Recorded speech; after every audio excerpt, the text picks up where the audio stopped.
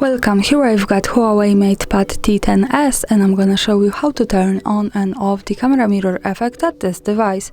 So let's start by tapping on the camera button to open it, and for now we are in the standard photo mode with the back camera.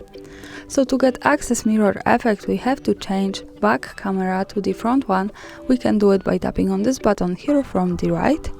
So hi again, and now let's move to the left to this button. By tapping on it we can open the advanced camera settings. From here let's just simply slide down and focus on the general settings.